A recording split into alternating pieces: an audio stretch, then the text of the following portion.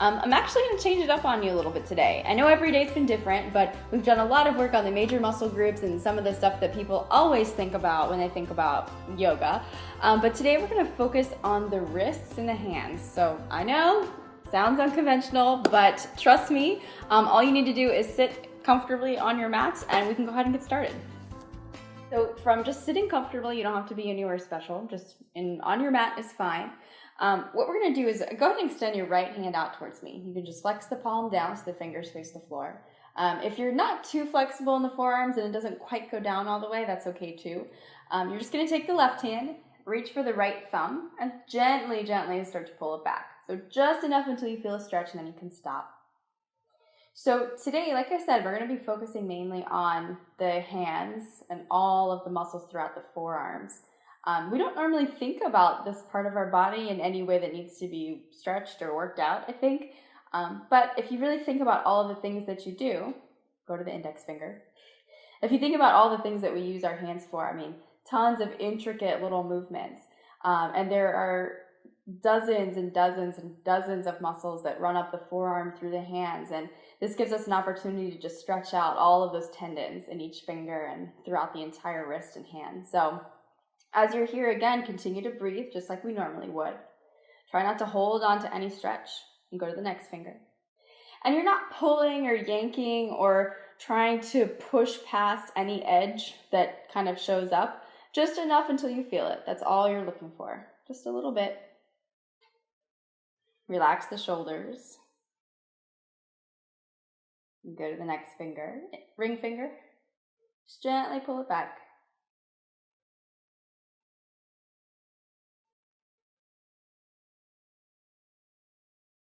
And by the way, make sure you're pulling the thumb and the pinky away from each other. So try not to let them creep in. You want to keep opening the hand really wide. Last one.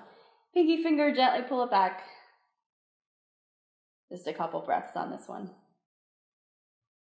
And on exhale, release. And gently shake it out. So not super hard, just a little shake is good enough. Maybe roll the wrist a couple times. Left and right. We'll do the same thing to the other hand. So when you're ready, stretch the left hand out. Spread the hand really wide. So make the palm as big as you can. Thumb moves away from the pinky. And then we'll grab the left thumb and just gently start to open it back. So it's just all about creating space in the bones of the fingers and all those little joints. Spreading the hand wide. I know it's easy to let it curl in once you start to open, but try to keep it wide. Lots of space. Index finger, gently pull the index finger back. Spreading the hand wide, spread the fingers far away from each other.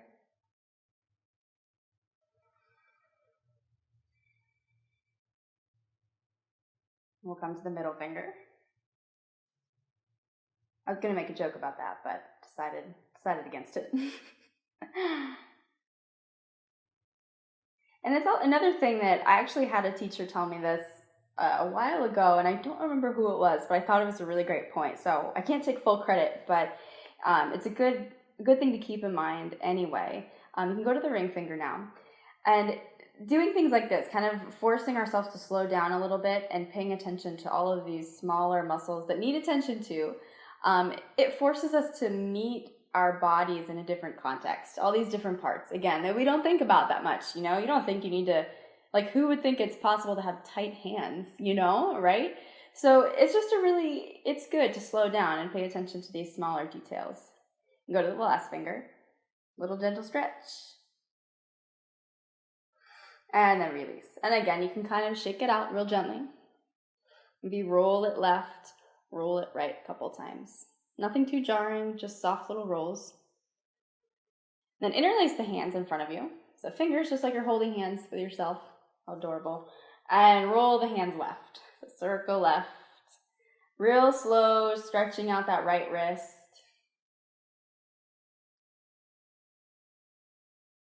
Go the other way, so start to roll the right wrist back.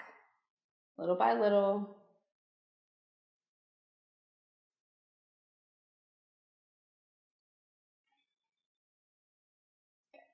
All right, you can release. Shake it out if you need to. We're gonna take our arms out to the sides. So flex the palms, like if you were in between two walls, you wanna be pushing really strongly in each direction. So already, once the fingers come up, you may start to feel a stretch in the wrist and in the forearm and maybe all the way up into the tricep and the underarm as well. And that's totally normal. We're all a little bit tight there. So keep flexing up. Again, just until you feel it. You don't have to push it too far, just until you get that stretch, and then that's good enough. So from here, just flex, take a couple breaths. Don't hold your breath. It's funny how such a small movement can make you like, oh my gosh, this feels so intense. At least it does for me. I don't know. Maybe I'm dramatic. But we'll do the reverse. So point the fingers down. And same thing, you may start to feel it all the way up into the shoulder, the bicep, and the top of the forearm. Also normal. Don't worry about it. We're going to add on a little bit. So flip the hands back up. So now the fingers are facing up. And I want you to make a fist. So squeeze all the fingers in and see if you can keep curling the wrist in, like you're pulling the thumbs towards the forearms. Breathe, breathe, breathe. A little work in the shoulders here too. My goodness. Didn't think this one out all the way, I guess. We're going to turn them down. So keep your fists, but point the fingers down towards the floor and keep pulling the fingers in towards the forearms. Flex the hands up so the palms face out. So back to where we started, just like you're in between those two walls. Press them away. Spread the hands wide. Point them down. Pull the thumbs in towards the forearms. Spread the fingers wide. Flip the hands up. Palms face in now. Make your fist squeeze, squeeze, squeeze, squeeze the fist together. Curl the thumbs towards the wrists. And then flip them down. Squeeze them in nice and tight.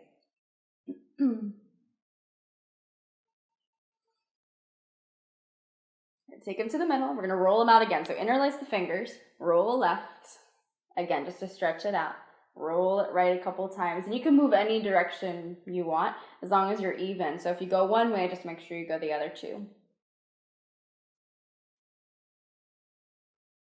We'll give it a gentle shake. Maybe up and back, up and down. And then just open and close the hands a few times. So open, close, open, close. Spread the fingers wide so pinky and thumb are reaching away from each other. Close, open. I hope you're doing this alone. Like, in what video is this, like, totally normal? Couple more. All right, release them down, shake it out. Give yourself a little bit of space. Turn your fingers towards you and bring the wrists down. So you can stay seated. I'm gonna kneel for this one.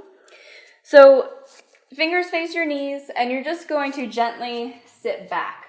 So from your knees, if you're up there, you can start to lean the hips back. So you're looking for a gentle stretch in the forearms again. So nothing too intense. Try to keep the palms down. Again, the fingers are spread really wide. Once you feel that stretch, stop. Doesn't have to be anything crazy. Take a couple breaths. And don't worry if your hips don't come all the way down. Everybody's will be a little bit different.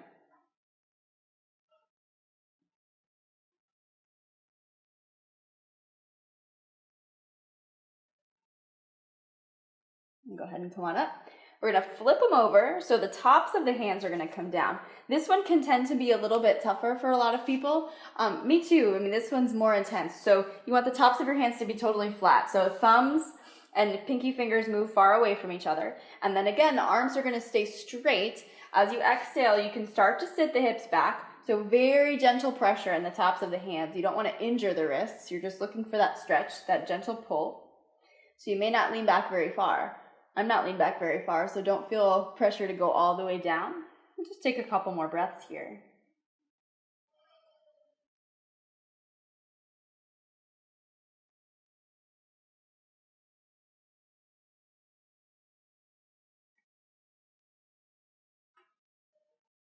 And when you're ready, you can sit up. We'll roll the wrists out again. Maybe shake them out gently. Maybe back and forth or side to side. Interlace the hands, roll them left, roll them right.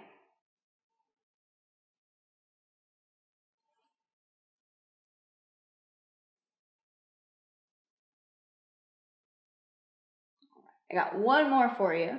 This one's a little bit trickier, I guess, because it requires some balance. So I'm gonna give you, well, I'll walk you through it. So bring your right forearm down in front of your knees so the palm faces up. So from here, you're gonna come up to the knees so that you're almost like you would be in all fours. So it'll look like this. Forearm is down, fingers face up, palm faces up. I'm just gonna brace myself with my left hand to take it on the floor ahead of my right hand. And I'm gonna take my left knee, I'm gonna bring my left knee to my forearm and just drag my knee down the forearm, relaxing the hand so that as I come down, my fingers start to curl in. So if you've ever seen if you have kids or if you've been around a lot of babies, when they're real little and you take the bottom of their foot and you run your thumb up the center of their foot, their little toes curl in like this. Well, we can recreate that same motion and it just gives the massage, or gives the forearm a good little massage, a good release for the hand. So I'll do that one again with you. So again, my right forearm is down. My left hand is just there to brace, to support. I'm gonna take my left knee, bring it up to the forearm, from the elbow down. So knee towards the meaty part of the forearm, and then slowly drag it down. Apply as much pressure as you want. The fingers will curl in. So soften the hands, drag the knee down. Fingers will curl in. Make sure you do the other side too. So I'll flip over for you. Left forearm is down. You can lean on the right hand just for support. Relax the left hand. Right knee to the left forearm. Drag it down. Sliding it down, fingers curl in. You can do both sides a few times. Again, remember that if the pressure is too much or not enough, adjust the pressure of your knee. It's your own body weight, so you can make it more or less depending on what suits you for that day. I know the videos sometimes can be, when you're looking at something on video, sometimes it doesn't make sense. So I'm going to do it to the front just so you get a better idea of what it looks like. So one forearm down, use your other hand to brace yourself. Pull the opposite knee in. Just drag it down. Couple times. Another thing I was going to tell you, if your mat is pretty thin and you're on a hard floor and your elbows bother you or your joints bother you to, lean on the backs of the hands and stuff, you can fold your mat in half or fold it at the end so that you have a working surface that's a little bit more cushiony, a little bit softer. So once you finish with that, always come to the top of your mat to a comfortable seat. Sitting evenly on the hips, letting the shoulders relax back and down, taking a couple breaths. So always just coming back to that center, finding that quiet, that stillness.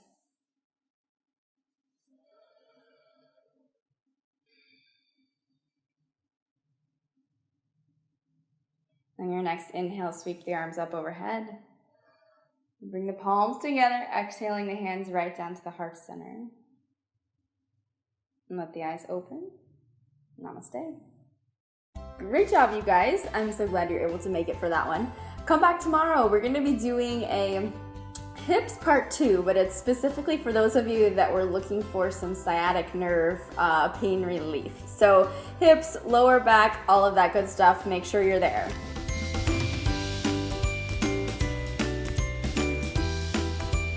And then once you finish, go ahead and plant both feet down.